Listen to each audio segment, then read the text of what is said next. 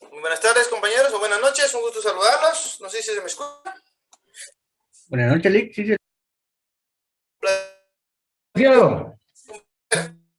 Usted el semestre pasado, ¿verdad? ¿Me equivoqué en la sección que di el semestre pasado? Yo en clínica estoy. Me conoce, por lo que veo, en un grupo me conoce. Licenciado, somos del semestre pasado. Yo no lo conozco, Lick, yo no lo conozco. ¿No me conoce? Usted impartió la... alumno. Sí. Mesmamente soy yo. Okay. Bueno. No, por el tono de voz lo reconocí. Ay, joder. Bueno, sí. Tú también da clínica.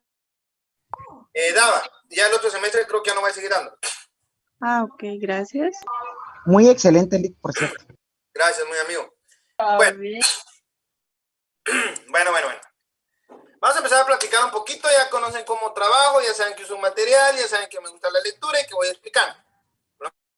Los que son nuevos, pues esa es la temática de mi. Me gusta hablar.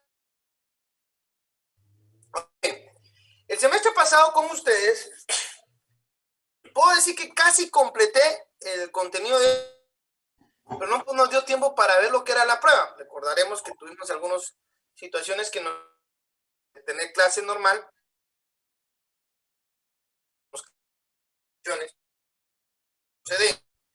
Así que con su venia, con su permiso, como es mi costumbre, no quedar debiéndole nada a nadie, quisiera abordar un tema que es del semestre pasado, pero que no pude dar, y es el relativo a la prueba. ¿Y por qué lo quiero dar? La prueba es la fase elemental, es lo sustancial de todo proceso, sea penal, sea civil, sea laboral. Debemos conocer la prueba, ¿sí? ¿Me hablaban? ¿No? Bueno. Entonces, no sé si les parece mal que empecemos con el tema de la prueba. ¿O está bien para ustedes? Sí, está bien, licenciado, eso no lo vimos el semestre pasado. Ok, ¿alguna oposición? ¿Que hable ahora? Sí, estaría bien, licenciado, porque nos quedamos con ese tema. Bueno, agárrense pues. Ya saben cómo es la cosa, así que vamos a empezar a compartir la pantalla.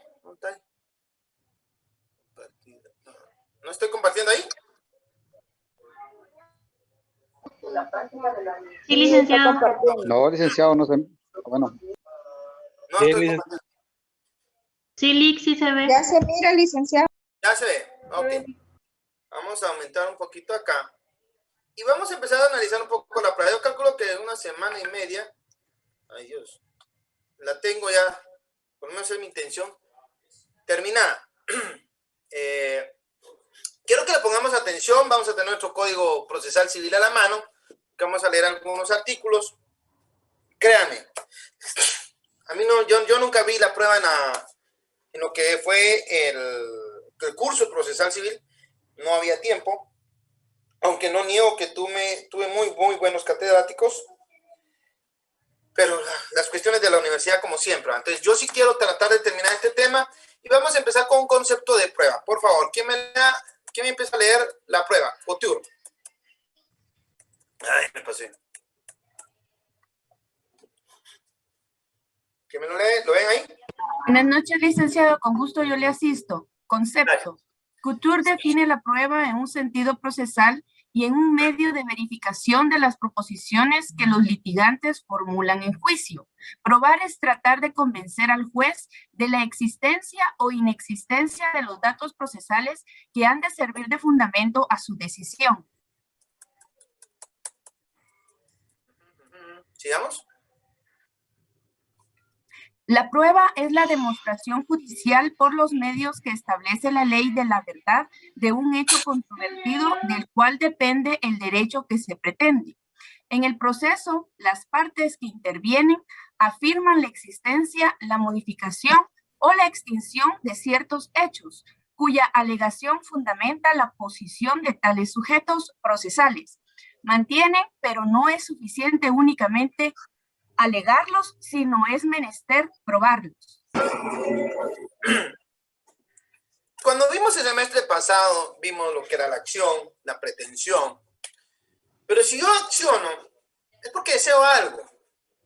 Pero para alegar ese algo, para poder lograr ese algo, que es la pretensión, el objetivo que busco con el proceso, debo demostrar que me asiste la razón. La prueba es el elemento esencial que utilizan las partes para convencer al juez que su pretensión es legítima. Eso es la prueba. Sigamos leyendo entonces lo que dice Alsina. ¿Cómo define la prueba?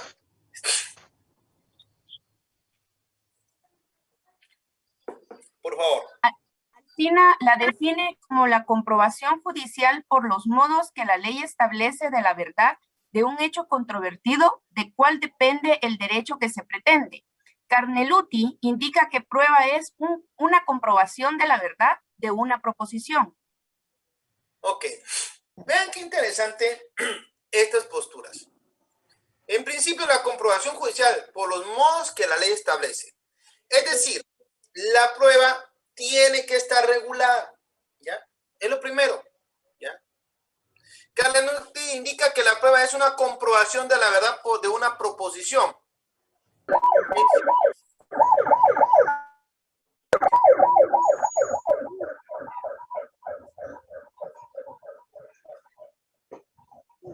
Gracias. Si se dan cuenta, la propia ley nos establece la obligación de probar. Leamos el artículo 107 del Código Procesal Civil y Mercantil, por favor.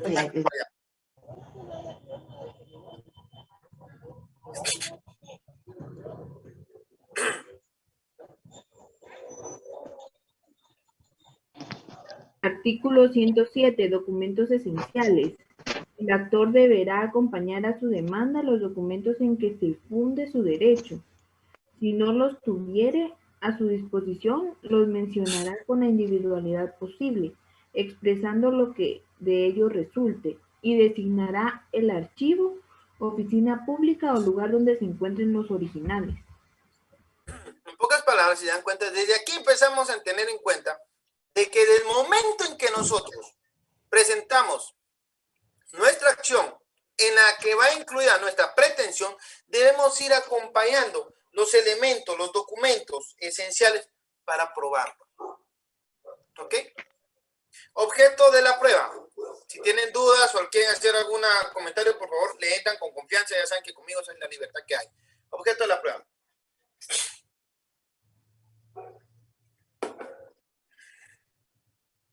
Objeto de la prueba. Objeto de la prueba son las afirmaciones o realidades que se deben ser probadas en el proceso.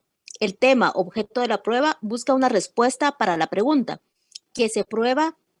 ¿Qué cosas deben ser probadas? Es división elemental, suministra una primera noción para el tema de estudio. Regularmente el derecho no es objeto de prueba, solo lo es el hecho o conjunto de hechos alegados por las partes en el juicio.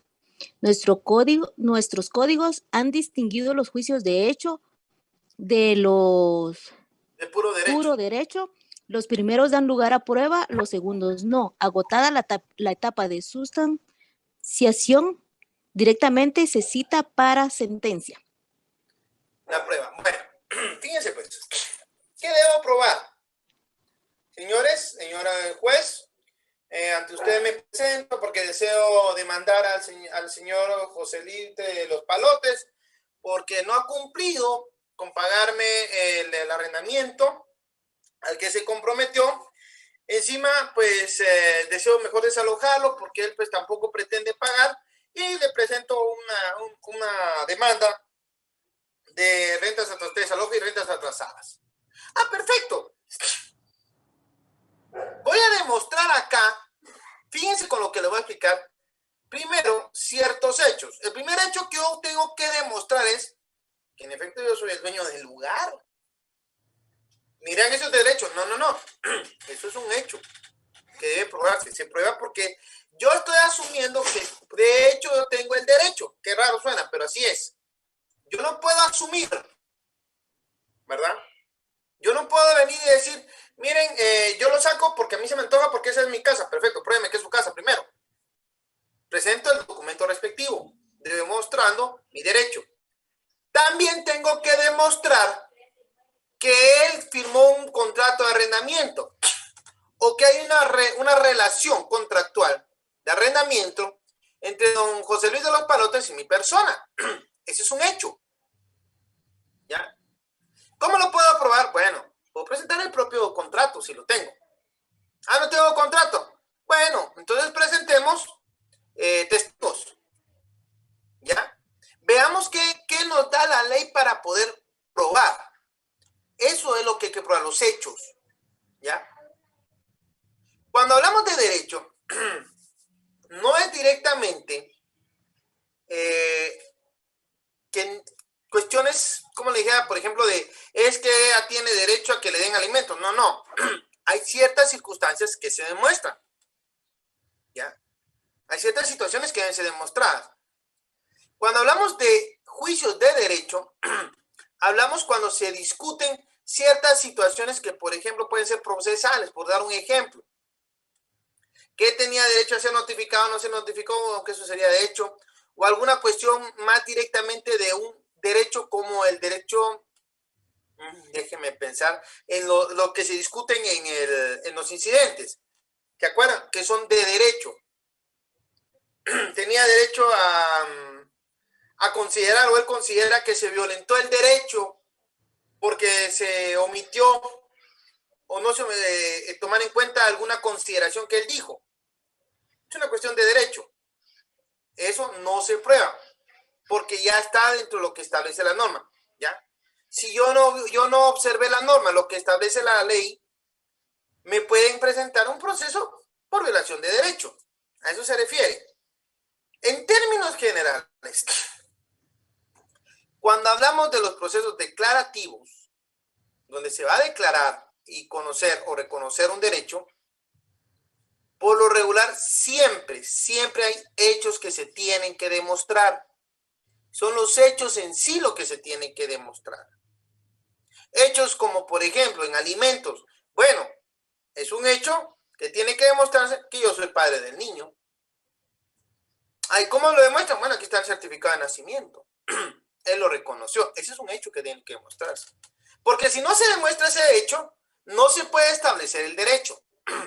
Ojo, pongo énfasis en esto. Porque tienden muchos a creer que porque la ley dice tal cosa, ahí ya estuvo, no hay problema. No, no, no. En términos generales, el gran problema que tenemos en la práctica es que obviamos pensar con la lógica respectiva qué son los hechos que tengo que demostrar. Y esto va a depender mucho de la relación jurídica, del hecho, de los actos que estamos juzgando, que vamos a alegar. Una obra no es peligrosa. Bueno, yo sí tengo derecho a que la persona pare, pero lo primero que tengo que demostrar es que yo soy propietario de un bien. Segundo derecho que tengo que, segunda cosa que voy a demostrar es que a la par de mi bien, me están haciendo alguna construcción que me pone en riesgo a mí, o a mi familia, o a mi bien, a mi propia propiedad. Son hechos. Esos son hechos. ¿Ya? No se trata solamente de decir, tengo el derecho, el señor deje de construir. No, también lo demuestro. ¿Ya? Y esto lo aclaro porque lamentablemente a veces dicen, mire, es que yo soy, sí, pero demuéstrame que soy propietario. ¿Verdad? Alguien me decía en alguna oportunidad, mire, yo vengo para pensión a pedir una pensión alimenticia. Perfecto, ¿contra quién? Contra fulano y tal. Perfecto. ¿Por qué? Es que es papá de la nena. Perfecto. Entonces demuéstrelo. No es que ella tiene derecho. No, yo no le niego el derecho. Pues tampoco puedo venir y violentar el derecho de él, ¿verdad? Y decir que él tiene la obligación si yo no sé precisamente si él, eso no es el padre. Son hechos que se deben de demostrar, ¿ok? En la parte del proceso civil, hay diferentes cuestiones que se van a demostrar. Y en el transcurso de los procesos se van a dar cuenta que yo diría que el 90%, si no es que más, estamos hablando de procesos donde hay que demostrar hechos. Que alguien se jactó de que es propietario, demuéstrame la jactancia. Que alguien está solicitando divorcio porque le fue infiel, bueno, tiene que demostrar la causal que indica.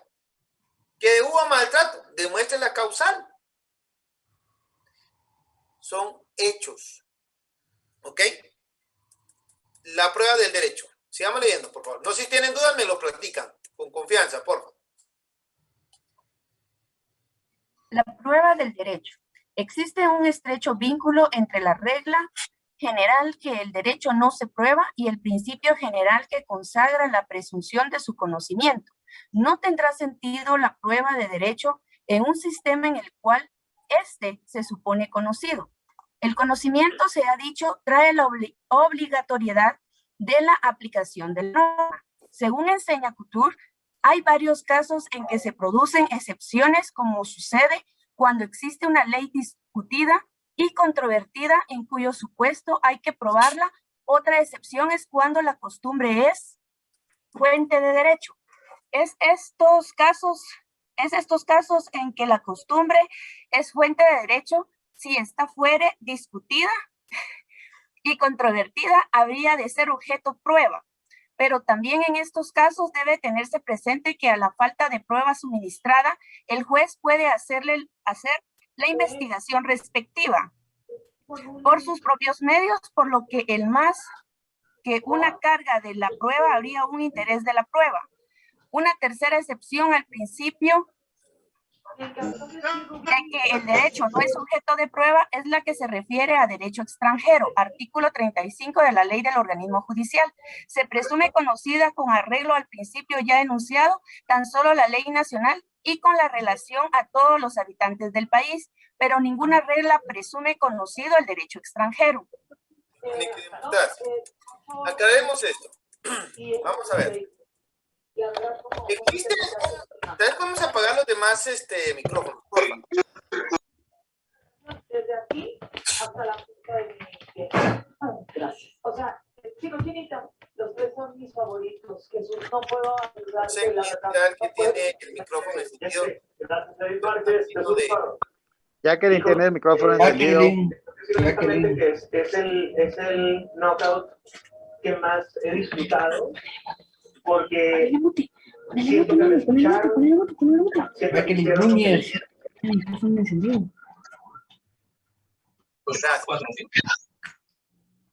Ok. Fíjense pues, la prueba del derecho. Existe un estrecho vínculo entre la regla general que el derecho no se presume y el principio general que consagra la presunción de su conocimiento. Es decir, yo no puedo presumir un derecho. ¿Ya? Acá eso que ahora estamos en agua unos 2.000 litros por segundo y huele. Germán o Carmen. Gracias. Bueno, la regla general es que yo, ¿verdad? No puedo presumir, no puedo, el derecho no se prueba y el principio general que consagra la presunción de conocimiento. La ley del organismo judicial establece que nadie puede alegar ignorancia de ley. A eso se refiere. ¿Ya? No tendrá sentido la prueba de derecho en un sistema en el cual se supone conocido. O sea, lo que estamos hablando acá es que yo supuestamente, conforme a la ley del organismo judicial, digo supuestamente, yo conozco del derecho. ¿Ya? Yo sé qué puedo hacer y qué no puedo hacer conforme a la ley. Por eso es que no se discute. El conocimiento, se ha dicho, trae la obligatoriedad de la aplicación de la norma. Si yo conozco la ley, se tiene que aplicar la norma. Si alguien la violenta, pues entonces voy a aplicar la norma también, por supuesto. Señala Couture, hay varios casos en que se producen excepciones, como sucede cuando existe una ley discutida y controvertida, en cuyo supuesto hay que probarla. Vamos a ver. En general, en Guatemala, estos casos son pero muy raros, ¿ya? Porque nuestro sistema latino establece ya ciertas normas que han sido probadas, discutidas por ciertos órganos, el órgano legislativo. Y si no, tenemos un control de constitucionalidad, como es la Corte de Constitucionalidad. Entonces, este tipo de casos en Guatemala es un tanto especial. No se ven muy a menudo. Otra excepción es en cuando la costumbre es fuente del derecho. Y aquí surge la pregunta. En Guatemala, ¿la costumbre es fuente del derecho? ¿Sí o no? ¿Ah?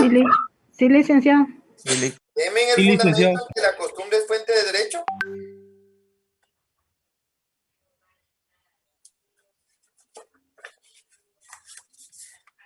El artículo 2 de la ley del Ok. organismo judicial. Ujú. Fíjense que aquí dice que la ley es fuente del ordenamiento jurídico. La jurisprudencia la completará. No me está diciendo que la costumbre es fuente. Lo que sucede, y aquí viene el otro párrafo del artículo 2 de la ley del organismo judicial, establece: la costumbre regirá solo. Fíjense que solo, no es que sea ley. Porque si es ley, es de conocimiento general. Y ese es el problema que tenemos con esto. La costumbre regirá solo en defecto de ley aplicable o por delegación de la ley, siempre que no sea contra la moral o al orden público y que resulte probada. Ojo, ojo, acá sí tenemos que probar. En estos casos, dice, fíjense pues, por eso es que les hablo de la costumbre. En que la costumbre es fuente de derecho, si esta fuera discutida y controvertida, habrá de ser objeto de prueba. ¿Por qué? Porque aquí en Guatemala, en el derecho consuetudinario, y vamos a hablar un poquito de lo que es el área rural de Guatemala, se habla mucho de la costumbre y que la Convención de la OIT nos permite aplicar el derecho consuetudinario. Sí, pues el derecho consuetudinario debe estar regido por ciertas normas. Primero, debe de estar siendo aplicado en una determinada región por un determinado grupo de personas y debe ser más o menos conocido. No se trata solamente de que yo venga, como hemos visto a veces en la televisión, que le pegaron 20 chicayazos a una persona. No, no, eso no es costumbre. La costumbre, el único lugar en donde yo sé que se ha aplicado ciertas normas de costumbre es en Totonicapán, en los cantones. Allá se lleva a cabo ciertos ritos, por decirlo así, ciertas formalidades que conllevan una conciliación. ¿Es una forma de resolver el conflicto? Sí. ¿Ya? Y puede probarse. ¿Por qué? Porque es el modo en que se utiliza en esa área de Guatemala una forma de costumbre para resolver conflictos. Ahí se puede probar. Pero, por ejemplo, en Quiché, yo estuve como juez en Quiché, en Paz, y les cuento ahí, cada área decía que era costumbre, pero nadie sabía cómo era. Y des en cuenta lo interesante de este inciso, dice: la costumbre regirá solo en defecto de la ley, aplicable o por delegación de la ley. Bueno, se permite la costumbre, perfecto. Siempre que no sea contraria a la moral o al orden público y que resulte probado. Contraria a la moral es pegarle a una persona, sí. Es contrario a la moral. Porque es una forma de tortura. En realidad eso no tendría, no se puede considerar costumbre. ¿Ya? Y entonces acá entendemos mejor de que acá encontramos un buen ejemplo de que sí debe discutirse o debe probarse ese derecho. ¿Ya? Dice también, pero también en estos casos debe tenerse presente que a la falta de prueba suministrada al juez puede hacer la investigación respectiva por sus propios medios, por lo que el más que una carga de la prueba, o sea, más que una carga de la prueba, habría un interés de la prueba, o sea, ver que me prueba, tengo interés en que se me pruebe. Una tercera excepción al principio de que el derecho no es objeto de prueba es la que se refiere a derecho extranjero, el artículo 35. Y miren que ese artículo 35 es bien especial, alguien que me lea de la ley del organismo judicial. Es del derecho internacional privado. Eso algún día de repente hasta a mí me toca darles esta clase, ese curso. Alguien que me lea el artículo 35, por favor.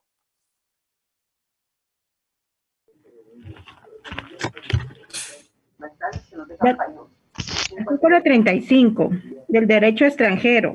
Los tribunales guatemaltecos aplicarán de oficio cuando proceda las leyes de otros estados. La parte que invoque la aplicación de derecho extranjero o que disienta de la que se invoque o aplique, justificará su texto, vigencia y sentido mediante certificación de 2 abogados en ejercicio en el país de cuya legislación se trate, la que deberá presentarse debidamente legalizada. Sin prejuicio de ello, el Tribunal Nacional puede indagar tales hechos de oficio o a solicitud de parte, por la vía diplomática o por otros medios reconocidos por el derecho internacional.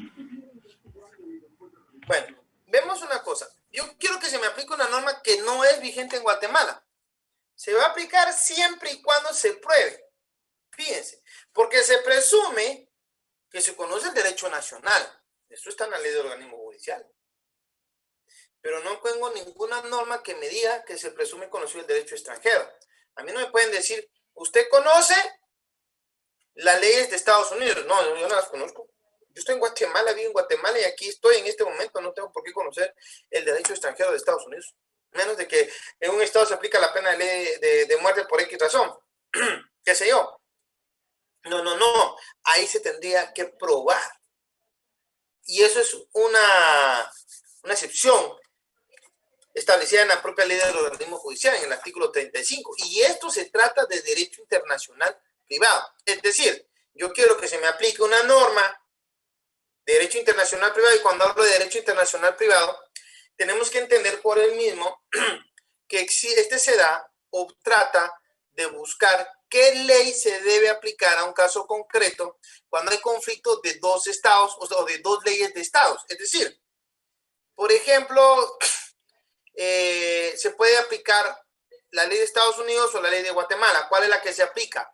Bueno, hay ciertos puntos de coincidencia que se le llama en derecho internacional privado. Una es la ciudadanía, otra es la residencia, otra es el lugar donde se realizó el acto, las formalidades del mismo, etc. Y eso lo encontramos en la partida del artículo 24 de la ley del organismo judicial. Pero resulta que aquí yo quiero que se me ampare aplicando un derecho extranjero a un caso que estoy conociendo acá. Bueno, habría que ver, sería una excepción. Pero por ser una excepción a las normas del derecho internacional privado, debo probar. ¿Ok? No sé si quedó claro ahí. Si no hay dudas, sigamos leyendo.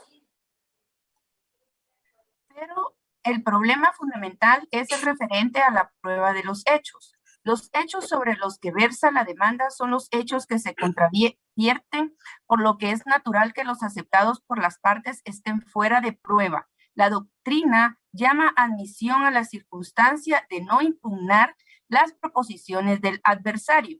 Los hechos admitidos quedan fuera de contradictorio y como consecuencia fuera de la prueba. Acá se puede establecer un principio de economía procesal, en el cual se debe realizar el proceso en el mínimo de los actos posibles. En cuanto a los hechos aceptados, tácitamente hay necesidad de fijar el alcance de esta doctrina, teniendo en cuenta aquellos casos en los que la demanda no ha sido impugnada por imposibilidad jurídica material de hacerlo. Así, cuando el demandado es declarado rebelde, son objeto de prueba todos los extremos que invoca el actor, aunque el juez pueda aplicar menor rigor en la apreciación de la prueba en la propia actitud del demandado. Sabía el principio de que los hechos controvertidos son objeto de prueba, exige nuevas aclaraciones porque determinados hechos controvertidos no necesitan probarse. No son objeto de prueba, por ejemplo, dentro de los hechos controvertidos, los hechos presumidos por la ley, ni los evidentes ni notorios. En cuanto a los hechos presumidos por la ley, estos no necesitan prueba, pues es sobre estos recae una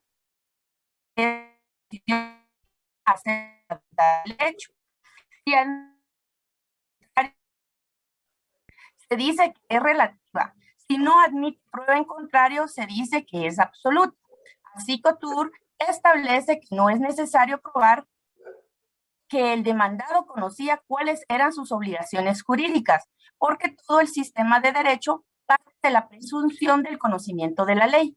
Tampoco hay necesidad de probar en el juicio que el hijo nacido durante el matrimonio viviendo los padres es hijo de los padres. Tampoco están sujetos a prueba los hechos evidentes. A nadie se le exigiría probar, por ejemplo,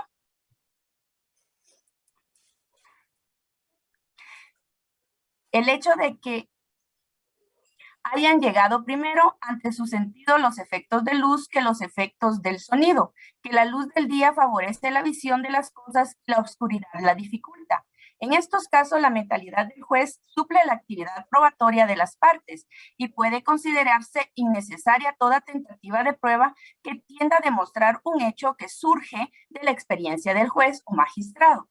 Tampoco es aplicable la prueba de hechos notorios, por tanto, manifiesta Calamandrei que aquellos hechos que entran en el conocimiento de la cultura o en la información normal de los individuos con relación a un lugar o a un círculo social y a un momento determinado en el instante que incurre la decisión.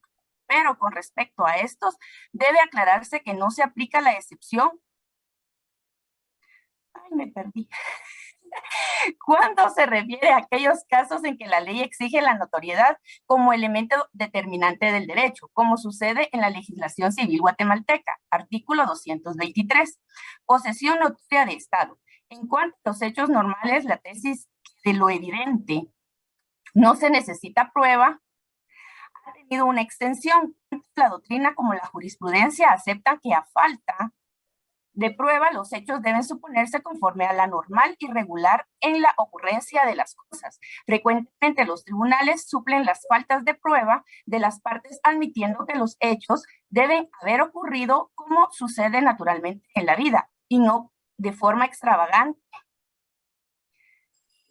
o excepcional. Aquel que la noción normal beneficia es relevado de la prueba. Su adversario es quien deberá probar lo contrario. Este tema es atinente a la carga de la prueba, ya que aparentemente significa eximir de la prueba a una de las partes y gravar con ella a la otra, pero parece fácil de percibir que tampoco se halla aquí un juego un principio de distribución de la carga de la prueba entre las partes. Lo que está en tela de juicio es el punto de saber si los hechos evidentes son objeto de prueba. La regla en el sentido que acaba de exponerse es la de que los hechos normales no son objeto de prueba. El conocimiento de estos forma parte de esa especie de saber privado del juez que éste puede invocar en la fundamentación de la sentencia. Lo contrario de lo normal, eso sí, es objeto de prueba. La parte que sostenga que la visibilidad era perfecta en la noche o que una casa nueva y bien construida amenaza ruina, pero nada impide que al que alega la dificultad de ver en la noche o la dureza de la casa por ser nueva, dirigir su actividad probatoria hacia esos hechos que por normales se deben tener por admitidos hasta prueba en contrario. En el Código Procesal Civil y Mercantil contiene la siguiente norma general. Artículo 126. Las partes tienen la carga de demostrar sus respectivas proposiciones de hecho. Quien pretende algo ha de probar los hechos constitutivos de su pretensión. Quien contradice la pretensión ha de probar los hechos extintivos o las circunstancias impeditivas de esa pretensión. Este artículo permite la proposición y producción de pruebas sobre los extremos indicados. A ver, luego de todo esto, porque sí sé que quedó algo claro, pero vamos a aclarar un par de cosas, es que hay ciertas situaciones, ciertos extremos, ciertos hechos que no se prueban. ¿Cómo cuál? Bueno, todo el mundo sabe, por ejemplo, dónde se encuentra el Palacio Nacional. Todo el mundo sabe dónde se encuentra la Municipalidad de Guatemala. Damos por sentado que si yo digo los hechos sucedieron dentro o enfrente del Palacio Nacional, ¿verdad? Yo ya sé la ubicación, por ejemplo, de dónde se firmó un contrato, por dar un ejemplo, ¿verdad? Sobre cierto hecho. Es algo normal, es algo que todo el mundo tiene un conocimiento general. Por ejemplo, si yo digo, mire, yo pagué para que me repararan la camioneta. Yo doy por sentado que ya entregó una cantidad de dinero, ¿verdad? O sea, que se prueba de que el objeto del contrato pudo haber sido el arreglar una camioneta, que lo normal es que el mecánico, que ese mecánico sabe llega con ciertas herramientas y va a arreglar la camioneta. Por dar un ejemplo, eso ya se sabe. ¿Ya? Que lo haya hecho bien o mal es otra historia. Que él tenga la pericia, eso es otra historia. El término normal es que si yo me ofrezco a reparar una camioneta, tengo el conocimiento de mecánica necesaria para probarla, si no, no me meto. Hay ciertas situaciones, por ejemplo, que no son, como le dijera, necesarias de prueba. Ciertos lugares, ciertas acciones que son de hábito normal, ¿verdad? Cuestiones que uno da por sentado que deben serse de esa manera. Nadie me va a decir, mire, yo duermo todo el día y trabajo toda la noche. Va a ser una excepción a la norma. Porque por lo general todo el mundo trabaja de día y duerme de noche. Claro que se dan los turnos nocturnos, sí, pero son los menos. Lo que busco acá es determinar que hay ciertas circunstancias que uno dice, bueno, así tuvo que ser. Si yo digo, abordé una camioneta, ya saben que la abordo por las escaleras, que tengo que pasar una tarjeta o pagar un pasaje y ya puedo conducirme. Que debo hacer una cola. Es algo normal. O sea, las cosas que uno da por hecho, que son la forma normal de realizar, no por fuerza deben probarse. Son las excepciones las que deben probarse. ¿Ya? A eso se refiere todo este articulado. Y decía algo más, por ejemplo, que algo acepte o admita la pretensión de alguien, no exime de valoración de la prueba de que se pruebe. No, siempre se tiene que probar. Tal vez no con la misma rigurosidad que se prueba cuando hay oposición, pero igual se va a tener que hacer una valoración de la prueba. Tiene que demostrarse. Y por eso es que el artículo 126 establece una obligación. Las partes tienen la carga de demostrar sus respectivas proposiciones de hechos. ¿Ya? Eso es lo que tengo que demostrar. Hechos que yo considero que son la base esencial de mi pretensión. Una pretensión de alimentos, señores padres. No me van a decir, mire cómo hizo al niño. Eso ya se sabe. Lo que tiene que demostrarme si está reconocido. Y si no, bueno, una prueba de ADN, por ejemplo. Ahí ese es el hecho que me deben demostrar. ¿Ya? Por eso dice, quien pretende algo ha de probar los hechos constitutivos de su pretensión. Lo básico, lo esencial, lo que demuestra el derecho alegado. La pretensión que yo ostento es lo básico. Independientemente de que hay ciertas circunstancias que se dan por ciertas. Como les decía yo, ¿quién no conoce el Palacio Nacional? ¿Quién no conoce la municipalidad? Son hechos, son situaciones que uno ya sabe. El himno nacional, uno sabe más o menos cómo va la letra del himno nacional. ¿Qué le digo yo? ¿Dónde se encuentra la Universidad de San Carlos? ¿Quiénes son algunos, por ejemplo, quién es el presidente de Guatemala? Por dar ejemplos así burdos, hay ciertas situaciones que uno ya sabe que son ciertas, se presumen ciertas, a eso voy, ¿ya? Y otras que la ley establece que así deben ser. Entonces esas no necesitan probarse, ¿ya? El matrimonio, pues bueno, se constituye así, conforme la normativa establecida. Perfecto, eso ya no se prueba, el acta está conforme a derecho, perfecto, ¿ya? O sea, hay cosas que sí se prueban y otras que no. Prueba de hechos negativos. Leámoslo, por favor.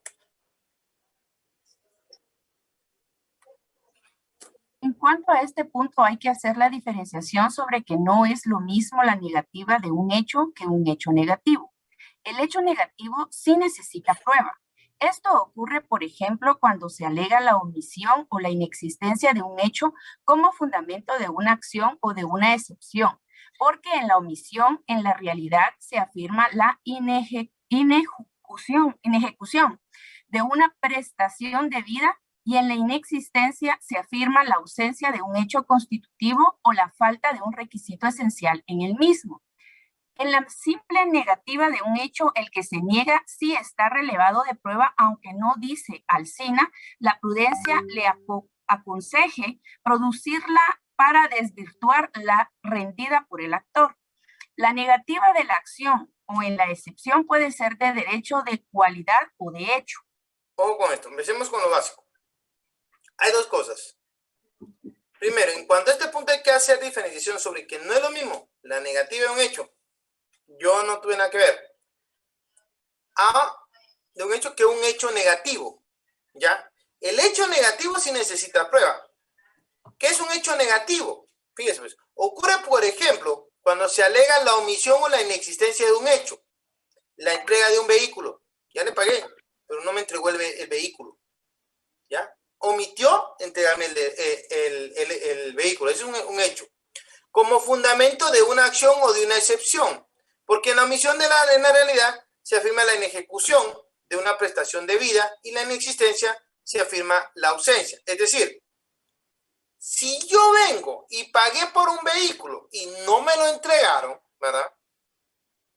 Ahí hay una excepción, porque en la omisión, dice, yo omití, en la realidad, ¿verdad? La inejecución de una prestación debida de entregar un vehículo y en la existencia se afirma la ausencia de un hecho constitutivo o falta de un requisito esencial del mismo. ¿Por qué no me pagaron? A eso se refiere esto. Yo no voy a entregar un vehículo si no me pagan. Yo con mucho gusto, pero si el señor firmamos un contrato, pero no me ha pagado. A eso se refiere esto. Entonces, no es lo mismo. ¿Ya? Ahora dice, en la simple negativa de un hecho, el que se niega sí está relevado de prueba.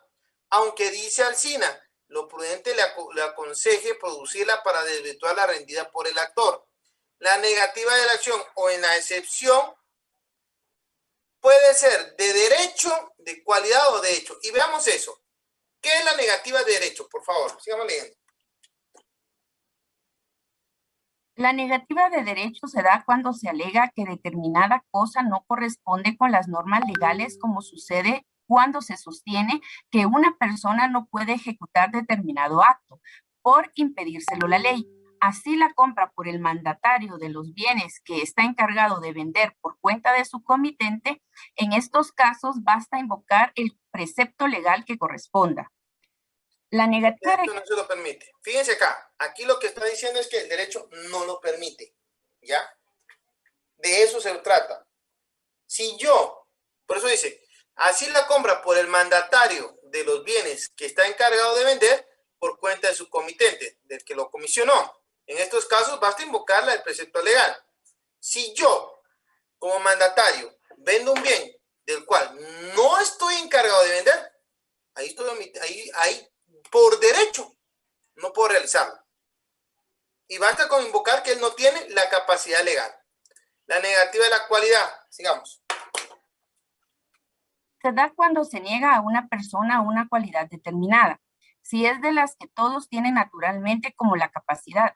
La prueba es necesaria y en tal caso corresponde a quien la niegue, porque debe destruir una presunción. Si se trata de cualidades que competen accidentalmente, como el título profesional, es decir, que no corresponde normalmente a todas las personas, la prueba también será necesaria, pero no por parte de quien la niega, sino de quien afirma. En este punto hay que hacer una aclaración para que sea congruente el término cualidad que usa Alsina. Debe entenderse que no es el mismo a que alude el concepto de calidad, porque esta es una condición necesaria de la acción para obtener una sentencia favorable, mientras que el párrafo citado más bien se refiere a cierta particularidad en el sujeto que no vincula forzosamente al fondo del asunto. Esto se desprende del pensamiento de Alsina, cuando manifiesta que la negativa de cualidad debe probarse por quien la alude cuando se refiere a cualidades naturales y por quien la sostiene cuando se refiere a cualidades específicas. Ciertas negativas de hecho se prueban por otros hechos positivos. Tal es el caso de la imposibilidad de acceso con la mujer en la acción de desconocimiento de filiación legítima. La negativa de un hecho puede ser simple. Veamos esto primero, por favor. Veamos esto. Analicemos esto primero porque Pareciera que no, pero esta es negativa, de cualidad. Ya. Primero dice, se da cuando se niega a una persona cualidad determinada si es de las que todos tienen naturalmente, como la capacidad. Hablamos de capacidad de obrar. La prueba es necesaria. Por ejemplo, si yo aludo a que la persona no mira, ¿ya? Tengo que demostrar que no tiene mira, que no puede observar, que no está bien de su visión. La prueba es necesaria y en tal caso corresponde a quien la niegue, porque debe destruir una presunción. Se presume que todo el mundo puede observar. Si se trata de cualidades que competen accidentalmente, como el título profesional, yo soy abogado, es decir, que no corresponden normalmente a todas las personas, no todas las personas estudian derecho, por ejemplo, la prueba será necesaria, pero no por parte de quien la niega, sino de quien afirma, ¿ya? No es lo mismo. Yo digo, el señor no puede ver, bueno, yo tengo que demostrar que no mira. O si yo digo, yo no miro, tengo que demostrar que no miro. Ahora, si yo digo, yo soy abogado, tengo que demostrar, porque yo soy el que lo afirma, que soy abogado. ¿Ya? Aquí yo me estoy arrojando una cualidad que tengo que demostrar. ¿Ya? En este punto hay que hacer, dice, una aclaración para que sea congruente el término cualidad que usa Alsina. Debe entenderse que no es lo mismo que alude al concepto de calidad, porque esta es una condición necesaria de la acción para obtener una sentencia favorable, mientras que el párrafo citado más bien se refiere a ciertas particularidades en el sujeto que no vincula forzosamente al fondo. Es decir, aquí estamos hablando de ciertas particularidades, ciertas condiciones específicas de cada persona del asunto. ¿Ya? Esto se desprende del pensamiento de Alsina cuando manifiesta que la negativa de cualidad debe probarse por quien la aduce cuando se refiere a cualidades naturales, observar, caminar, oler, etc. Y por quien la sostiene, ¿ya? Cuando se refiere a cualidades específicas, ser catedrático, ser abogado, ser juez, ser médico, etc. Tal es el caso, ciertas negativas, dice, ciertas negativas de hecho se prueban por otros hechos positivos.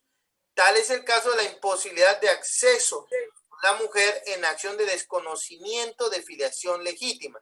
O sea, acá hay una situación que se debe tratar de demostrar. Yo no podía tener acceso canal con una mujer. A eso se refiere el ejemplo, pero eso es otro mundo. La negativa de un hecho. Sigamos leyendo, por favor. La negativa de un hecho puede ser simple o calificada. Simple es aquella que no determina tiempo, lugar ni circunstancia alguna, como por ejemplo no haber contraído una obligación o no haber ejecutado un acto.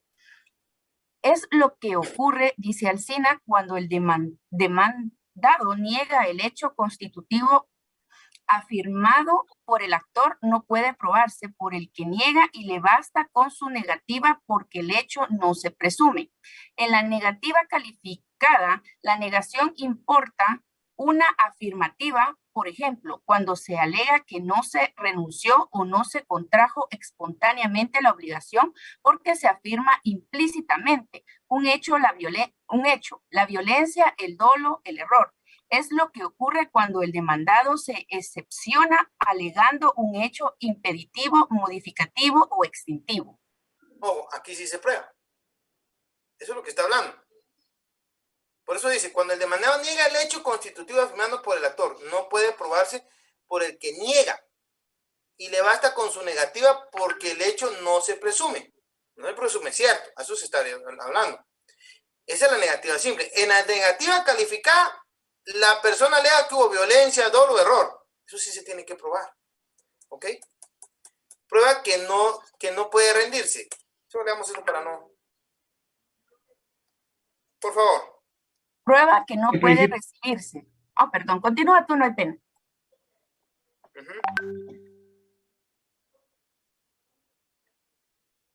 ¿Alguien ahí? ¿Prueba que no pueda rendirse? Prueba que no pueda recibirse. El principio que la prueba no debe recibirse cuando sea contraria a derecho no despierta mayores dudas. Así ocurre, por ejemplo, en la indagación de la maternidad cuando tenga por objeto atribuir el hijo a una mujer casada, artículo 215 del Código Civil. Con respecto a la prueba extemporánea, perdón. Debe hacerse una diferenciación, en primer término, con respecto a aquellos casos que se pretenda aportar prueba cuando ya ha transcurrido el término probatorio. En segundo lugar, cuando se pretende aportar prueba que no se ha ofrecido en la demanda o contestación de la demanda, o bien que no se acompañó en su oportunidad. En ambos casos, la prueba debe rechazarse por haber pasado la oportunidad de proponerla y acompañarla. Ahora bien, parece claro que en los supuestos mencionados, la prueba se rechace de plano, pero esto se ve con claridad con respecto a la prueba contra derecho y a la extemporánea.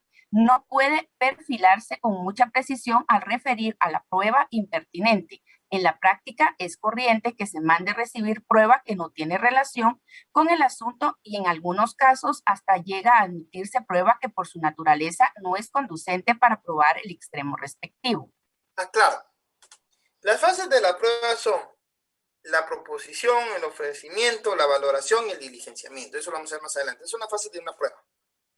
Ahora, ¿qué sucede? Si yo no propongo la prueba, yo no la puedo ofrecer. Eso es lo que está diciendo. Porque ya me salté una fase de la prueba. ¿Se dan casos en la vida real? Sí. Yo tuve uno y la verdad que me quedé asombrado. O sea, lo conocí, lo vi que estaban haciendo y me quedé así como que no, pues el abogado tiene razón, ¿verdad?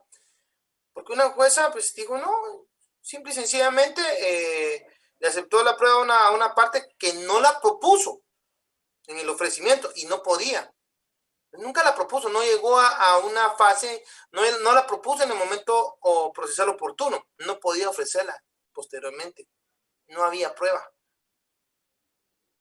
Ahí existe una ilegalidad porque se salta una fase de la misma.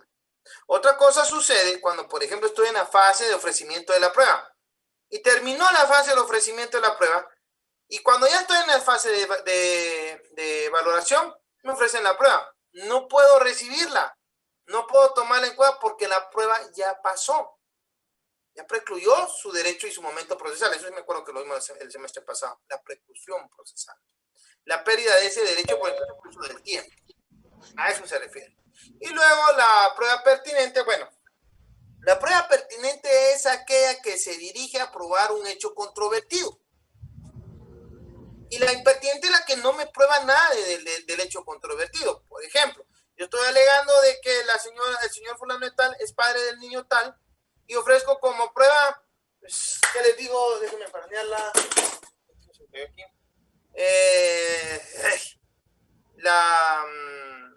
Lo que gana él en su trabajo. Eso no es un hecho controvertido lo que él gana. Eso es una prueba impertinente. Él trabaja en un determinado lugar, perdónenme, eso no tiene nada que ver con el hecho controvertido, porque el hecho controvertido y lo que se tiene que probar es que es el padre del niño.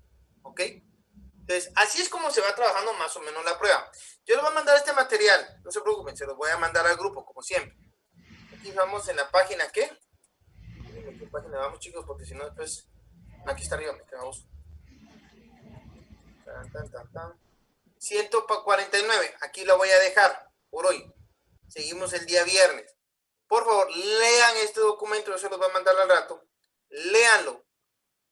Y así me es más fácil explicarles, porque por las dudas y todo, tenemos más facilidad de poder ir desarrollando la prueba.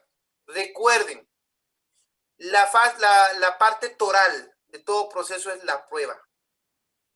De nada me sirve a mí saber de recursos, de nada me sirve a mí saber la fase del proceso si yo no puedo demostrar, si yo no manejo la prueba. ¿Ok? Por eso es tan importante y por eso es que yo decidí iniciar este proceso del segundo semestre con la prueba. Porque para mí sí es importante que los que estuvieron conmigo el semestre pasado, los que queden, sí sepan de la prueba. ¿Ok? ¿Alguna duda, algún comentario? Licenciado, disculpe, fíjese que yo no he tenido el gusto de tener ninguna cátedra con usted. ¿Sería usted tan gentil de sí explicarme, por favor, cómo es que usted trabaja? Porque al inicio usted hizo referencia a ello, pero muy rápidamente. Entonces, no sé si pudiera darnos, pues a los que no hemos estado con usted. Yo les doy material, en este caso les voy a pasar este material, se los voy a mandar al chat, espero que aguante, ¿verdad? Sobre lo que yo doy en el material, es lo que yo quiero que sepan todos, que es lo que voy a preguntar en el examen. Si usted quiere hacer alguna anotación de lo que estoy explicando, excelente. Pero me gusta mucho la participación, me gusta mucho el diálogo, porque no todo lo sé. Tengo cierta experiencia, sí. No quiere decir que todo lo sepa. Nadie puede decir que sabe todo el derecho. Es imposible.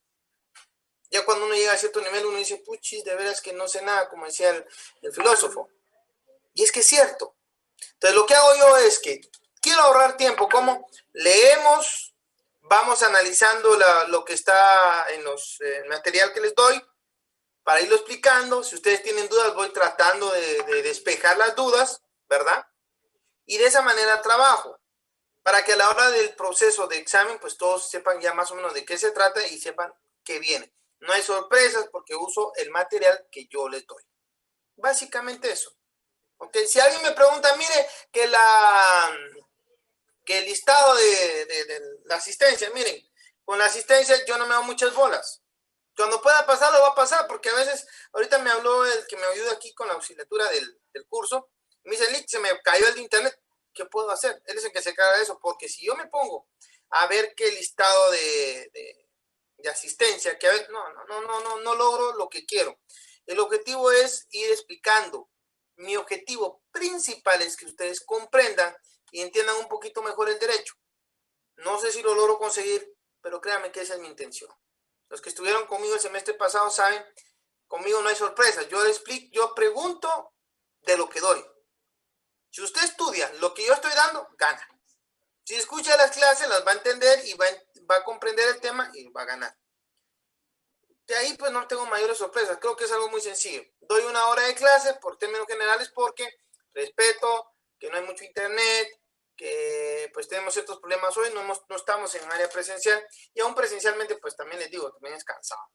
Ya porque ahorita doy 2 cursos, entonces también me canso, pero trato de facilitarles a ustedes la clase de esta forma.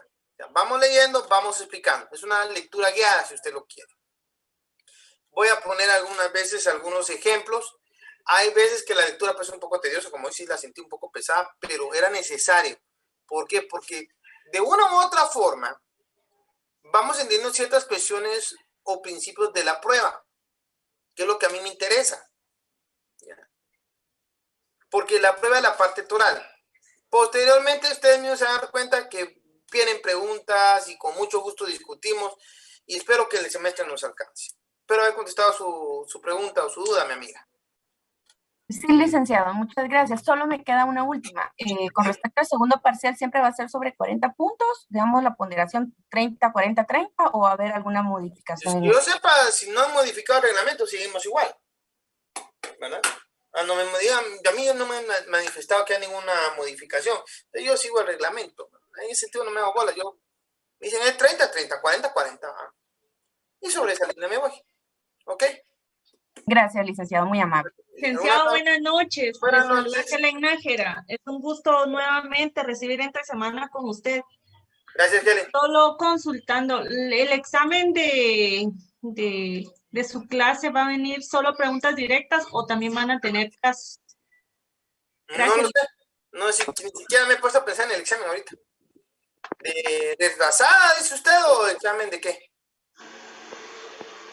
O si es el parcial, pues no, pues todavía no me he puesto a pensar en él. Por la cantidad puede ser que lo haga falso verdadero, selección múltiple, ya veré, ¿verdad? Me suena bastante el número, ahorita supuestamente tengo 325 alumnos, veo 212, 215 alumnos conectados, pues bueno, qué bueno, pero vamos a ver, ¿ok? ¿Alguna otra pregunta? Gracias, Lick. No hay nada, señores. Quiero desearles una feliz noche. Descansen y nos conectamos el día viernes. Pasen feliz noche.